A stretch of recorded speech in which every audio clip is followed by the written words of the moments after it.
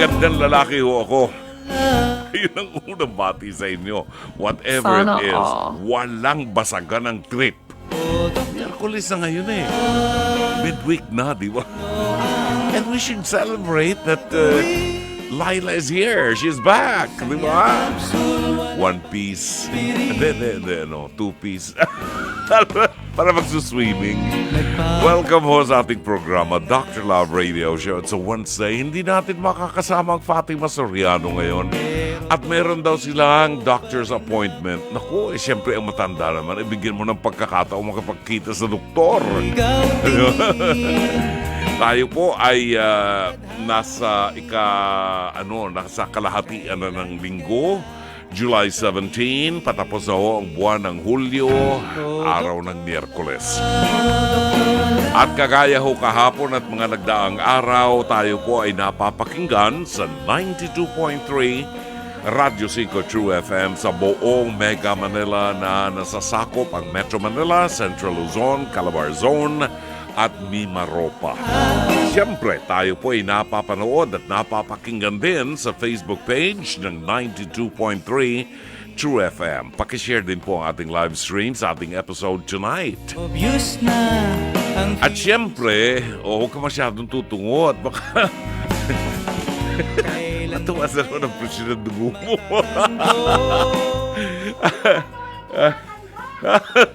Nagre-reklamo na siya. 40 pa lang siya, nagre-reklamo na.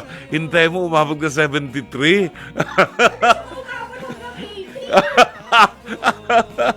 Ganyan talaga ang buhay, nako. Salamat sa mga doktor na nagbabantay sa aming mag-asawa. Siyempre po mga kapatid, i-follow natin, i-like at i-share ang ating social media accounts. Ito po ang at Radyo 5 True FM sa X, formerly Twitter, sa Threads, Instagram, Facebook at TikTok. And huwag po ninyong kalimutan mag-subscribe sa ating Radyo 5 True FM YouTube channel. Para naman po sa mga nais makibahagi sa ating programa at magbahagi ng inyong kasaysayan ng buhay, mga kwento ng achievements ninyo, tagumpay, whatever problema na gusto po ninyong pag-usapan natin. Kung live po, halimbawa live tayo at tumawag kayo sa ating mga hotlines, gusto nyo makausap ako live para sa inyong problema, direct to the point, pag tinanong ko po na ano po ang problema, sabihin niyo na po kaagad. Kahapon nakawalong tanong ako hindi ko alam kung alam niyo may problema siya o wala Di ba? Nasasayang kasi ang oras natin sa radyo. Ganun pa man, maaari po kayong magpadala ng inyong mga mensahe sa ating programa, Liham Kasaysayan sa Dr. Love Facebook Messenger. O dili kaya tumawag po sa ating hotlines. Ang ating hotlines ay 863-15788 at 863-16674. Okay. This time, nais naming ihatid sa inyo ang mabuting balita sa araw na ito ng Miyerkules, 17 ng buwan ng Hulyo sa ating pagbabalik. Pagkain pang-spiritual. Mga salita ng Diyos na nag-iiwan ng pag-asa, kapanatagan at kapayapaan. Pagkain pang-spiritual. Hango sa bagong tipan ng banal na aklat. Pagkain pang-spiritual. Narito ang ating pagkain pang-spiritual sa araw na ito ng Miyerkules, 17 ng buwan ng Hulyo. Ang mabuting balita ay matatagpuan sa 11 kabanata ng Ebanghelyo sang-ayon kay San Mateo, talata 25 hanggang 27. Nang panahong iyo'y sinabi ni Jesus, Ama, Panginoon ng langit at lupa, salamat sa iyo, sapagkat inilihim mo ang mga bagay na ito sa marurunong at matatalino, at inihayag mo naman sa mga may kaloobang tulad ng sa bata. O Ama, sapagkat ganoon ang ismo. Ibinigay na sa akin ng aking Ama ang lahat ng bagay. Walang nakakakilala sa anak kundi ang Ama, At walang nakakakilala sa Ama kundi ang anak at ang mga pinili ng anak na pagpahayagan niya. Mga kapatid, ang mabuting balita ng Panginoon. Pagkain pang-spiritual. Mga salita ng Diyos na nag-iiwan ng pag-asa, kapanatagan at kapayapaan. Pagkain pang-spiritual. Hango sa bagong tipan ng banal na aklat. Pagkain pang-spiritual.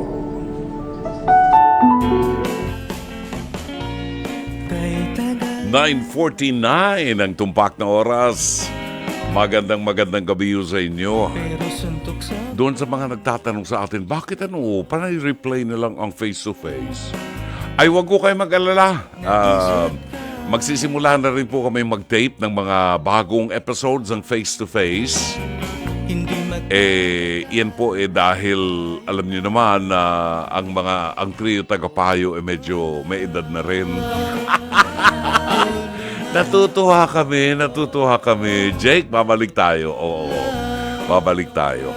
Meron lang inaayos na iba pa, scheduling natin sa taping. Bueno, ang atin pong mapapanood ngayon ay isang bahagi lamang ng face-to-face na napapanood po sa TV5 mula Lunes hanggang Biyernes, alas 10:15 hanggang alas 11:15 ng umaga. At meron po itong replay sa Signal TV 1PH Channel 1 mula alas 8 ng gabi hanggang alas 9 ng gabi. Now, kung sakali po na meron kayong mga mensahe, meron kayong komento na gusto nyong sabihin, pagkatapos ninyong mapanood ang ating episode ngayon, kung nagbubula ang bibig ninyo at sumasakit ang ulo nyo sa init ng ulo dahil sa mga kasaysayang napanood nyo, ilabas nyo po ang gusto nyong sabihin. Mahirap po, baka tumaas ang presyon nyo. Magpadala ho kayo ng mensahe sa ating programa sa Dr. Love Facebook Messenger o dili kaya po ay mag-comment kayo sa ating live stream at babasahin po natin yan. O dili kaya po ay kayong tumawag sa ating hotlines. Ang ating hotlines ay 8631-5788 at 8631-6674. Narito po ang ating episode ngayong gabi sa ating Pest to Pez, Hirit ni Dr. Love. Narito ang title niya, Baby, Baby. Babylik mo ba yan o hindi? Ano ba yan? Baby, Baby. Babylik mo ba o hindi? Alamin natin, anong gusto nilang i-babylik? Parang may kinalaman to sa bata. Alamin ho natin kung paano mag-iinit ang ulo natin ngayong gabi. Narito ang Pest to Pez, Hirit ni Dr. Love. Aling Minda, bakit mo nasabing si Aling Baby ang nagnanakaw ng mga kalakal nyo? Paano bang nangyayari? Kasi po ma'am, nung tiningnan ko po yung kalakal ko po, kulang talaga ma'am, ang daming kulang ng kalakal ko po. Ano ba ang mga kinakalakal nyo? Katulad Plastic ng po, at saka bote. plastic, bote. Paano Bakal yung po. bilang ba yun? Binibilang yun, Nay? Opo, Pagka binibilang nag-ano po kayo? namin po ma'am. So pag tinanggal nyo na sa sako, makikita nyo kulang-kulang na. Opo, Nasaan ba kulang-kulang tong po. sako na to? Bakit nananakawan? Di ba to nakasarado? Hindi pa po ma'am, hindi pa po namin nakatali, hindi pa po. Okay, gusto ko lang maintindihan na yung pangangalakal na sinasabi ng ating mga kababayan na yan ang ginagawa nila.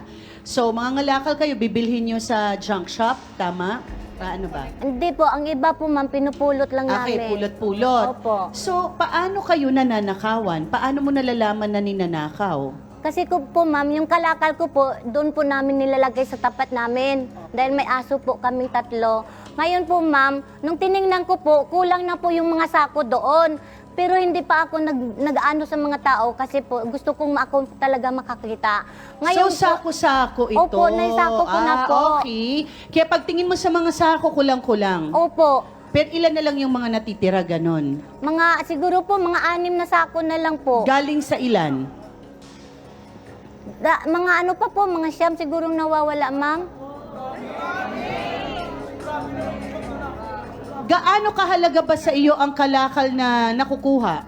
Ay talaga mang mahalaga sa amin, ma'am, kasi yun lang kinabuhay namin. Ang asawa ko po, wala pong trabaho, extra-extra lang talaga. Ngayon yung anak ko po, isa na lang pinapaaral namin, bunso namin po. Ngayon po, wala na talaga, no choice ako, kaya ako po nangangalakal, ma'am.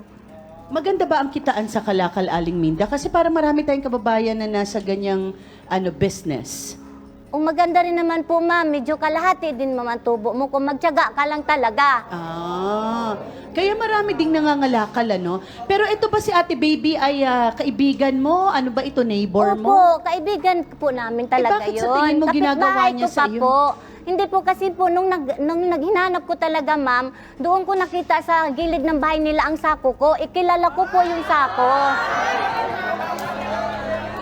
Ang sinasabi ay ikaw daw ay mapagbintang. Hindi po, ma'am. Hindi po yung totoo, ma'am. Hindi po. Hindi po ako, bago po ako magbimbintang, ma'am, yung nakikita ko po. Hindi ako nang bibintang. Paano kaya sasagutin ni Aling Baby ang paratang sa kanya? Tawagin natin, Aling Baby. Pasok. Ano sabi mo? Ano sabi mo? Ano ka? Nagulat ka. Isa ulo man Marunong mo. ka maghanap buhay. Tama na. Alam mo yan, mag-aakong magtrabaho tayo. Tama yan. Aling Baby, kinukuhanan mo ba talaga ng kalakal si Aling Minda? Aling Baby, totoo bang kinukunan mo ng kalakal itong si Aling Minda? Ninanakawan niyo raw ng kalakal. Hindi po. Bakit niya sinasabi ito? Nakita daw niya yung mga sako doon sa bahay Bakit? ninyo. Isa lang ba may sakong ganyan? Parehas naman kinukuha namin ng bigas niyan. Hindi, parehas kilala ko din yung ano sako niyan. ko. Alam ng mga kapitbahay Hindi namin kita yan. bibintangan ko. Hindi Kayo ko ba ay nakikita. nagpabarangay na? Hindi pa po. Nakapagpabarangay ka na Hindi, ba? ma'am, kasi nung nakita ko, ma'am, gusto kong puntahan siya para mag-usap kami ng maayos. Eh, hindi ko siya Ay, alam mo, maabutan. bakit ako naalis Dahil eh? nagtitinda po siya, ma'am. Gabi na ako nadating. Naglalako ako. Oo nga, gabi ka na nga dumadating. Okay, matagal na ba kayong magkakilala, Ate Opo. Aling Opo. Baby? Opo.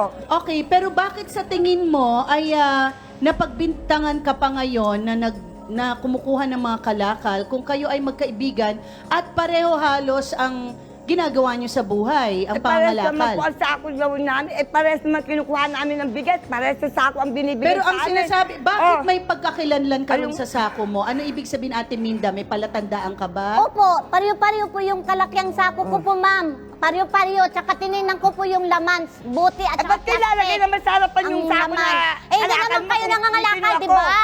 Hindi kayo nangangalakal, Minda. ako lang. Kung ako mangangalakal, Mama Carla.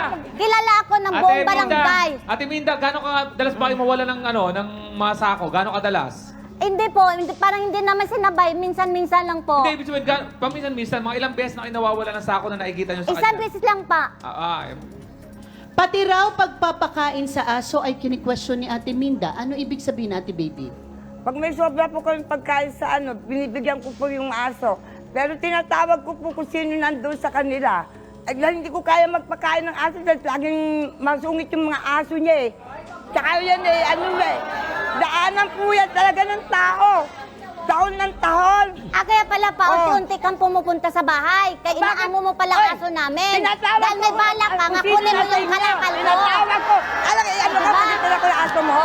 Yung Yan. aso namin, isa aso lang po po talaga yun, matapang. tataon yun, nakakatakot kung magsalita yun. Yun na, hindi pa, kung mga Okay, ganito maingay, yun. maingay ba, Ate Opo, Baby, ang opo. mga aso? So, kaya pinapakain mo para Hindi pa ako manahimik. nagpapakain, kundi yung mga ano niya doon sa bahay nila. Minsan tinatawag ko siya, wala Hindi ako maniwala sa iyo, Ate Bibi. Ay, Hindi ako tanong mo, maniwala asawa mo, doon. tanong mo, Hindi ako asawa mo. maniwala. Kasi ang aso Asawa mo. namin, maraming dumadaan, hindi nagkaganyan. Ikaw Wala lang talaga. magpapakain ng At aso. nagkataon nga na wala ang kalakal ko. Takot na ako sa aso mo eh. Okay. Nakakalungkot lang na itong panahon na ito ng Kwaresma, ang pinag-uusapan natin ay mga pagnanakaw. Ito yung panahon na dapat tayo ay nagninilay at pinag-aaralan natin yung ating relasyon sa Diyos at sa kapwa-tao. Ang pinakamagandang relasyon sana ay sa magkakapitbahay kasi kayo ang nagtutulungan.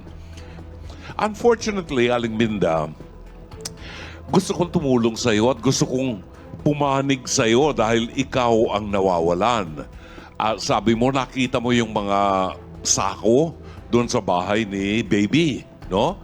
At marami nang nawawala sa iyo. Ibig sabihin, maraming pagkakataon na nakukuhanan ka ng kalakal. At para sa iyo, malaking bagay ang kalakal. Yan ang pinagkukunan mo ng hanap buhay, no? But unfortunately, sa mata ng batas ng tao, kailangan natin ng ebidensya. At sabi nga ng attorney, wala tayong malinaw na ebidensya.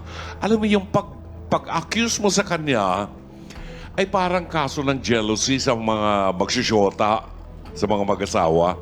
Yung mga nagsiselos. Nagsiselos dahil wala ng time sa kanya. Nagsiselos dahil parang napapabayaan siya, ganyan. So, kapag nagselos ang isang tao, dapat tayo manatiling tahimik at maghanap ng ebidensya na magpapatunay na pinagtataksilan tayo. Ganyan din sa kaso mo, Minda. Wala kang ebidensya, wala tayong mapanghawakan para idiin si baby. Di ba? Kay baby naman, malakas talaga ang loob niya na aminin na, hindi ako nagnanakaw niyan. Kahit pinapakain niya yung aso mo para manahimik. Di ba? Parang nasusuhulan yung aso. Ganun pa man, baby, hindi kita pagbibintangan. Ha? Nung panahon ni Jesus, ang mga magnanakaw, baby, ay ipinapako sa krus. Tandaan mo yan, ha? Dinadala sa kalbaryo at ipinapako sa krus hanggang mamatay. So, maaaring makaligtas ang nagnakaw kay Minda sa mata ng tao dahil walang ebidensya si Minda. Pero may isang nakakakita sa lahat. Kahit anong tago ang gawin mo, nakikita ng Diyos at ang maling ginagawa ng tao ay pinagbabayaran sa mata ng Diyos. Ganun pa man, kung may nagkulang at nagkasala, maaaring between them ay pwedeng humingi ng paumanhin at patawad. Kahit silang dalawa lang nagkukwentuhan, hindi na tayo kasama. Mailigtas lamang ang kaluluwa ng isang nagkasala sa mata ng Diyos. Maraming salamat at magandang umaga. Maraming salamat, Dr. Love. Walang anuman, Mama Carla. Palagi sinasabi ko sa iyo, walang anuman. Okay lang yan. Maliit na bagay, wag mong palakihin. Babalik ko ang programang Dr. Love Radio Show. Baka meron kayong komentaryo o mensahe po sa inyong napanood ngayon po. Pwede ho ninyong i-text yan sa ating Dr. Love Facebook Messenger o sa ating live stream. O dili kaya pwede yung tumawag sa 8631-5788 at 8631-6674. Oras natin, alas 10:01. Nagbukas sa pangalawa at huling bahagi po ng ating programang Dr. Love Radio Show ang tinig ng The Four Aces at Merry Christmas! Jingle Bells. Malapit na. Inihahanda na ngayon ang mga 13th month pay natin. Nakakasarap ng pakiramdam. Ano ang bibiling ko sa 13th month pay? 13th month, di ibig sabihin buong isang buwan yun, ano? Siguro pwede nang makabili ng pang down payment. Oo, pang down payment sa isang lote. Lote lang muna. Pang down payment sa isang lote. Batiin natin ang magandang gabi at happy listening si Mar and Lainey Villaruel. Yan. Si Dory Laurente ay nakatutok sa atin ngayon. Jimeline, Cherry Ico, Filomena Aying, si Rick De Kiko at Vicente Reventar. Sila po ay mula sa Lupon Department ng Barangay San Miguel sa Pasig City. Baka ito Lupong Tagapamayapa. Yon. Yan ho ang kailangan natin sa face-to-face. Lupong Tagapamayapa. Ito ho ang sabi ni Lina ho at komentaryo niya doon sa ating itinampok ngayon sa ating Pest to Pest. Hear it ni Dr. Love. Makinig kayo mabuti mga taga-Pasig ho, mga taga-San Miguel. Magandang gabi sa inyo dyan. Ang swerte nyo, ang galing ng inyong mayor, si Mayor Vico. Very active, very humble. Alam ba ninyo si Mayor Vico? Very religious. Oo, napakabait na bata. Ay sabi ni Lina ho, simpleng problema, hindi nyo maayos. Magkaibigan pa naman kayo. Hindi ba kayo pwede mag-usap ng maayos nang hindi kailangan mag-away kayo? Magkapatawaran na lamang kayo. Love and peace. Paano?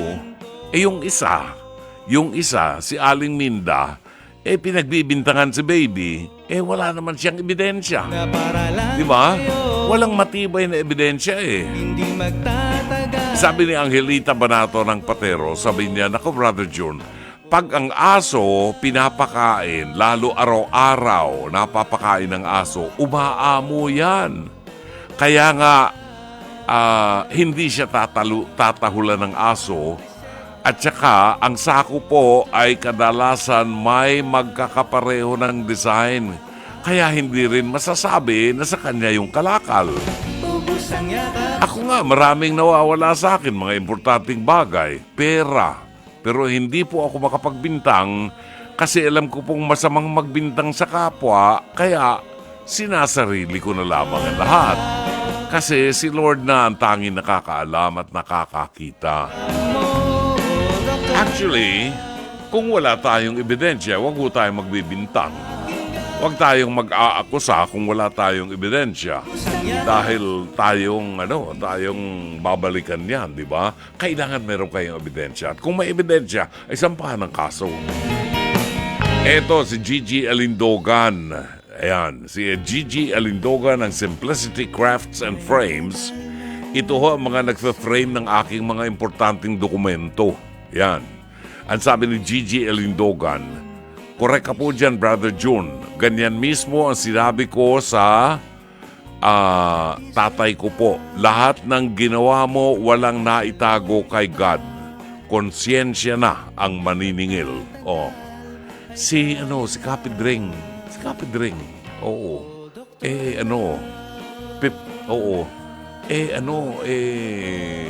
Pumanaw na yung tatay ni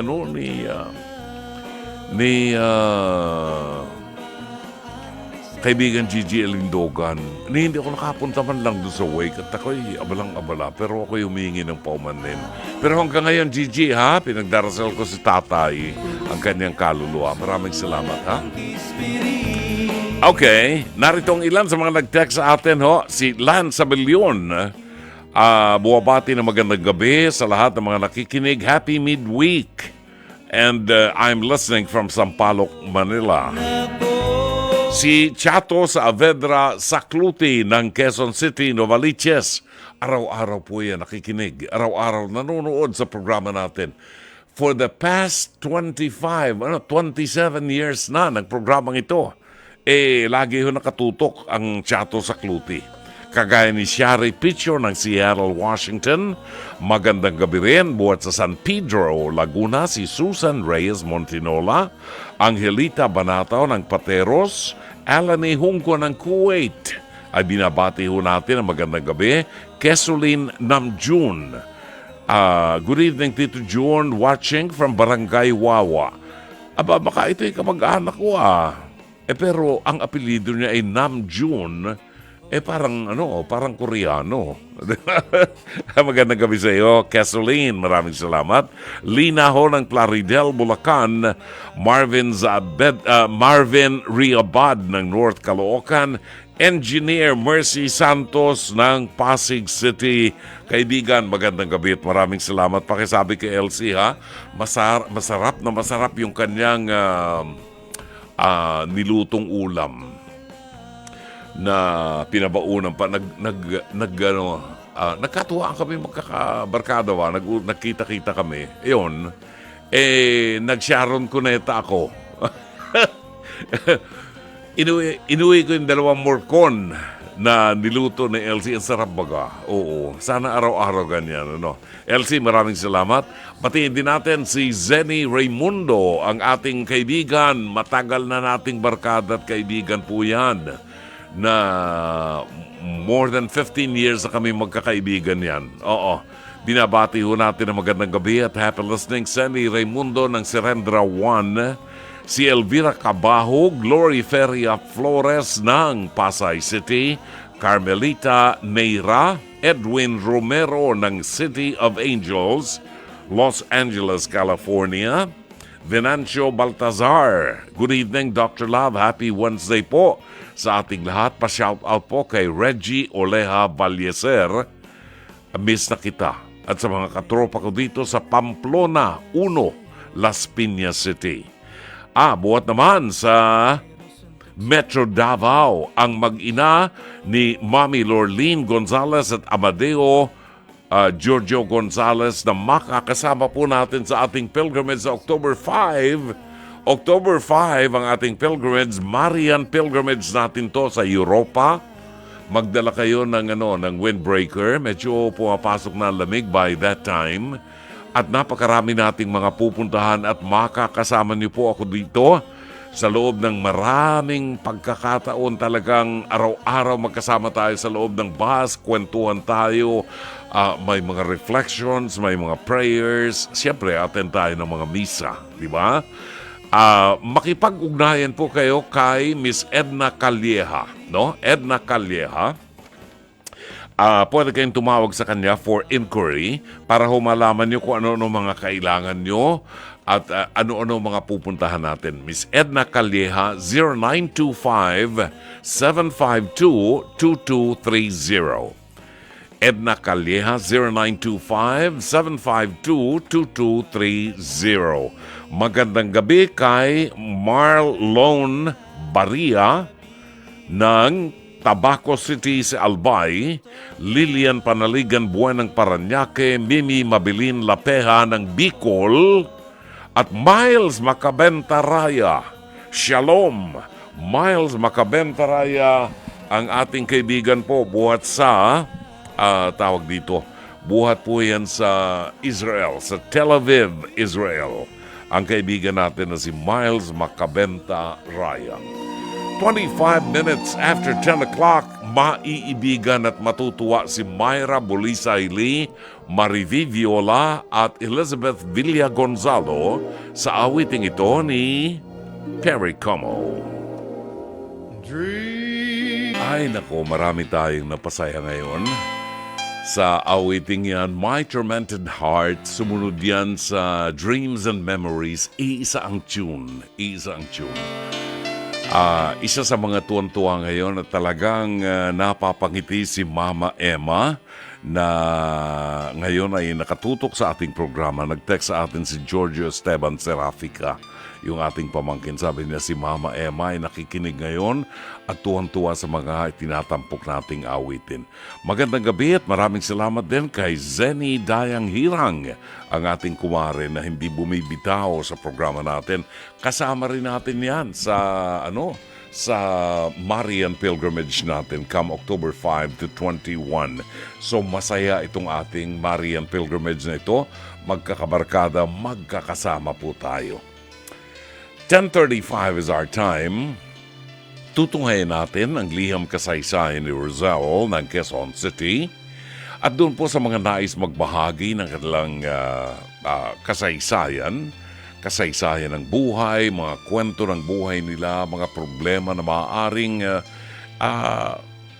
mabigyan natin ng kalutasan sa ating palatuntunan, maaari po kayong magpadala ng inyong mensahe o liham kasaysayan sa Dr. Love Facebook Messenger o kaya ay mag-comment po kayo sa ating live stream o dili kaya maaari kayong tumawag sa ating hotlines 8631-5788 at 8631-6674. Narito ang liham kasaysayan na ating itatampok ngayong gabi buhat kay Rosel ng Quezon City. Dear Dr. Love, good evening po. At good evening na rin po sa inyong mga listeners sa radio at sa social media. Tawagin niyo lamang po ako sa pangalang Rosel. Ako po ay 26 years old at isang operations manager sa BPO company sa Quezon City. Ulila na po ako sa ama at panganay sa dalawang magkapatid. Retired teacher po ang nanay namin at isa na po siyang senior citizen. Katatapos lamang po ng senior high school ngayong taon ang aking kapatid na lalaki. Gusto ko sana namin ng nanay ko na magpatuloy siya hanggang kolehiyo dahil pangarap nitong maging engineer. Pero ayaw nang mag-aral ang kapatid ko. Sapat na raw ang graduate sa senior high school at gusto na raw niyang magtrabaho. Dahilan niya, ayaw na raw niya akong mahirapan sa pagpapaaral sa kanya at gusto na raw niyang makatulong sa amin. Sa totoo lamang po, mahirap naman talagang magpaaral pero bilang atin niya, gusto ko pong gawin ang lahat para lang makagraduate siya. Ito rin po kasi ang wish namin ni nanay, lalo na at iba pa rin kapag may college diploma. Kinausap na namin ang kapatid ko ng ilang beses tungkol dito pero ayaw niya talaga. Nasasaktan kami ni nanay kasi may pangarap kami sa kanya at pangarap din ng kapatid kong maging engineer siya. Ano po ba ang dapat namin gawin, Dr. Love? Hihikayatin po ba namin siya o hahayaan na lamang namin sa kanyang desisyon? Salamat po sa inyong ipapayo sa amin, Dr. Love. God bless and more power. Umaasa, Rosel ng Quezon City. Maraming salamat sa iyo, Rosel. Sa base sa liham mo, ang iyong kapatid na lalaki ay may pangarap na maging isang engineer. Plano niya talaga. Gusto niyang maging engineer. Pero nakatapos na siya ng pag-aaral sa senior high at ang katwiran lamang niya ay ayaw na niyang mahirapan ka pa ng pagpapaaral sa kanya. Commendable naman kasi nakikita ng kapatid mo ang hirap mo at alam niyang hindi madali ang magpaaral sa kolehiyo. Lamang, sa mga nakatatandang kapatid na katulad mo at sa mga magulang, wala kaming hinangad sa mga anak namin kung hindi ang makatapos ng pag-aaral.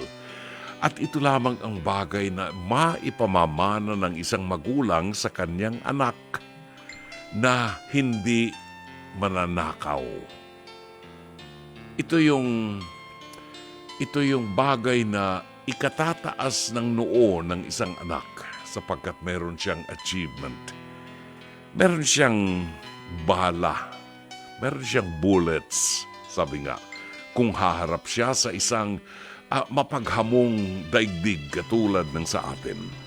At ito ang bagay na dapat maunawaan ng iyong kapatid na bagamat mahihirapan ka sa pagpapaaral ay nakakaluwag ng kalooban naman na makita na ang iyong kapatid ay nag-aaral at nagsusunikap na maabot ang kanyang mga pangarap. I think it's just a matter of explaining to him. Lamang, baka ang humahadlang lamang sa iyong kapatid ay yung nahihiya siya na makita niya na ikaw ay nahihirapan talaga sa pagpapaaral sa kanya. Una, ipaliwanag mo na ito ay pangarap ng inyong ina.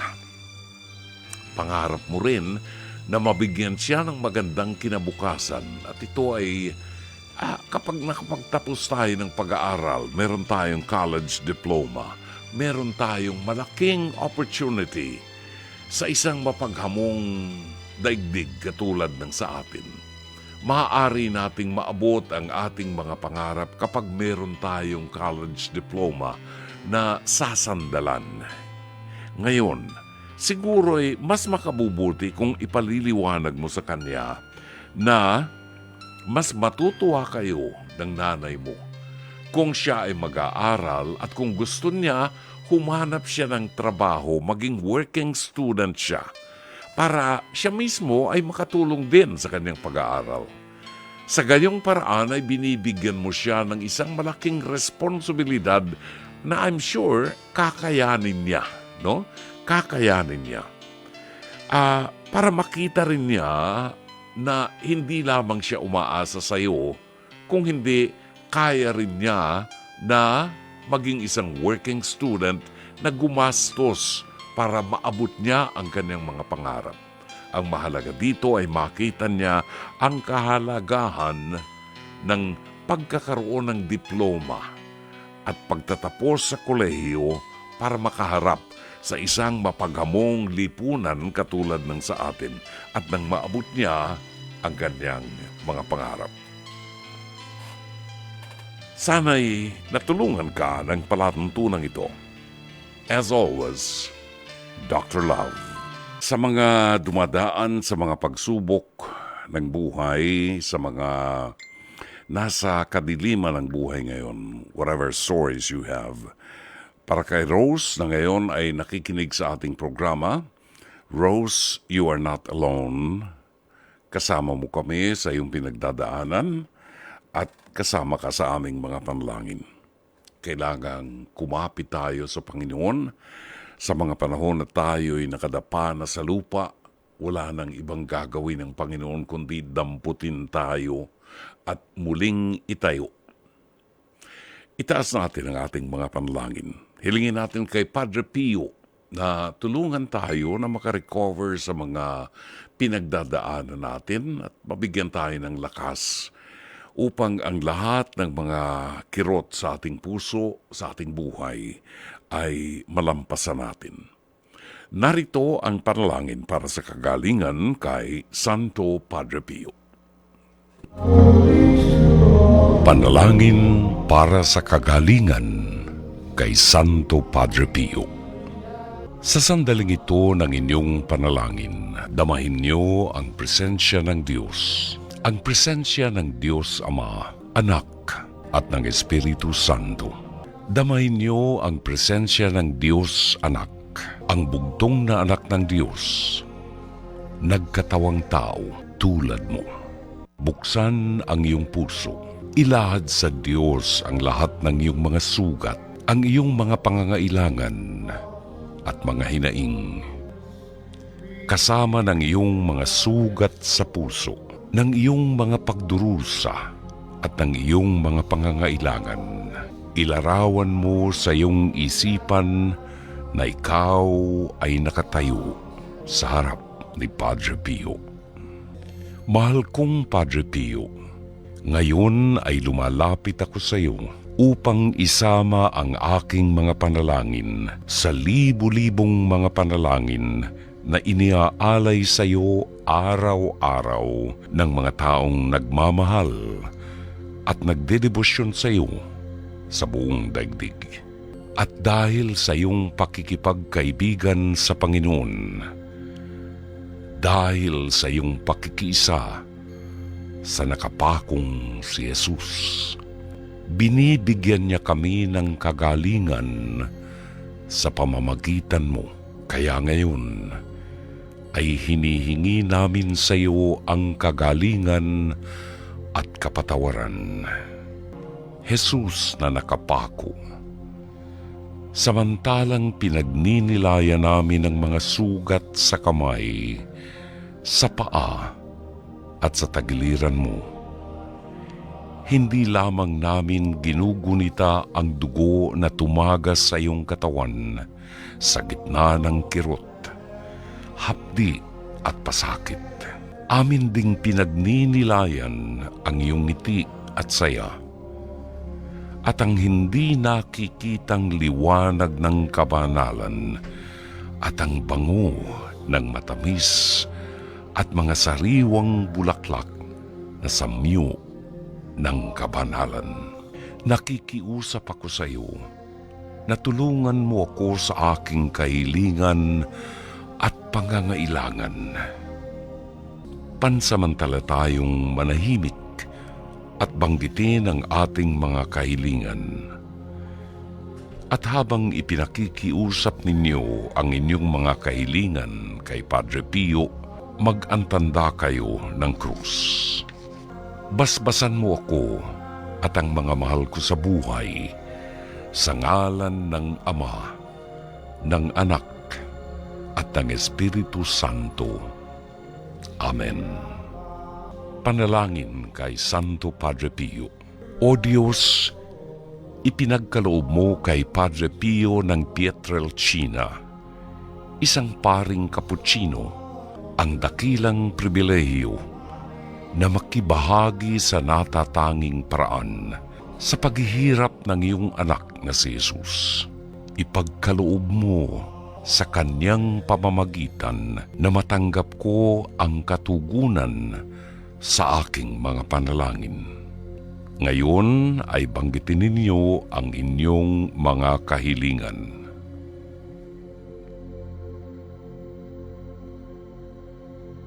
Na buong puso kong ipinagkakatiwala sa iyo. Subalit, higit sa lahat, bigyan mo ako ng biyaya na mabuhay nang naaayon sa kamatayan ni Jesus at ng kanyang muling pagkabuhay upang ako'y makarating sa kalwalhatian ng kanyang muling pagkabuhay. Luwalhati sa Ama, sa Anak at sa Espiritu Santo. Amen. Luwalhati sa Ama, sa Anak at sa Espiritu Santo. Amen. Luwalhati sa Ama, sa Anak at sa Espiritu Santo. Amen.